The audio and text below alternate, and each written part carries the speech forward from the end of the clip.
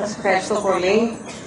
Σεβασμιότατε, αξιότιμε κύριε Μπίζο και μέλη του Διοικητικού Συμβουλίου του Σαχέτη, αξιότιμοι εκπρόσωποι της Κυπριακής Δημοκρατίας στην Νότια Αφρική, αξιότιμη κυρία Διευθύντρια του θαυμάσιου αυτού σχολείου, αξιότιμοι εκπρόσωποι της Ομοσπονδίας και των ελληνικών συλλόγων και κοινοτήτων που παρευρίσκεστε σήμερα εδώ, ευαισθημότατοι, αγαπητοί δάσκαλοι, γονείς και μαθητές, χαίρομαι ιδιαιτέρως που συμμετέχω στο σημερινό εορτασμό της επετείου της Επανάστασης του 1821, εδώ ανάμεσά σας στο Σαχέτη, ένα σχολείο πρότυπο που ενσωματώνει και προβάλλει κατά τον καλύτερο τρόπο, θεωρώ, το πνεύμα και τις διαχρονικές αξίες του ελληνισμού.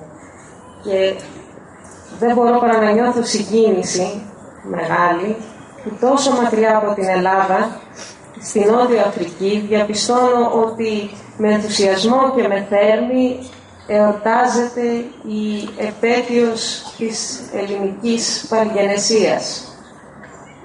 Μετά, παρά το πέρασμα τόσων χρόνων, η μνήμη και τα διδάγματα της Επανάστασης του 1821 πιστεύω ότι παραμένουν κέρια, περισσότερο από ποτέ τώρα, μέσα σε μια περίοδο δύσκολη για την Ελλάδα. Η δύναμη της ελληνικής ψυχής, η αυτοθυσία ηρώων, η υπερνίκηση ανυπέρβλητων φαινομενικά αντιξοοτήτων οδήγησαν τελικά στη δημιουργία του σύγχρονου ελληνικού κράτους και αποτελούν πηγή περηφάνειας και έμπνευσης ακόμα και σήμερα. Μας γεμίζουν αυτοπεποίθηση για τις ικανότητες και τις δυνατότητες του ελληνισμού, ο οποίος μετά από 4 αιώνες υποδούλωσης κατάφερε να ξαναρχίσει στην επιφάνεια.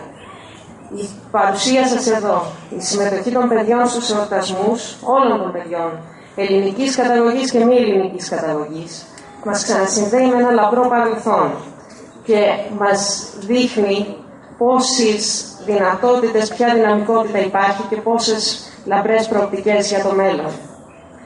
Ιδιαίτερα εσείς οι ομογενείς, το ξέρετε, αποτελείτε καμάρι για τη μητέρα πατρίδα. Και σε περιόδους όπως αυτή της σοβαρής οικονομικής κρίσης, που τώρα διαρκεί σχεδόν 2 χρόνια για την Ελλάδα, αποτελείται και στήριγμα.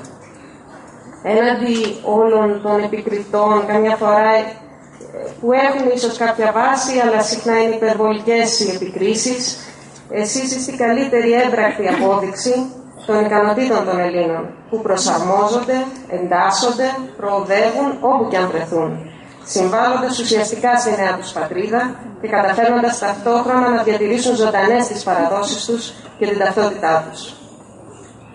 I would like to close with just a couple of words in English for the children which participate in this commemoration and which fill me with pride and joy as a representative of the Greek state.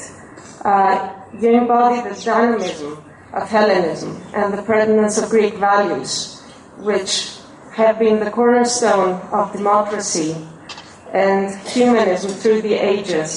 And we must be proud of that, and we are very proud as Greeks for it. Thank you very, very much. Χρόνια πολλά και ζήτω Ελλάδα.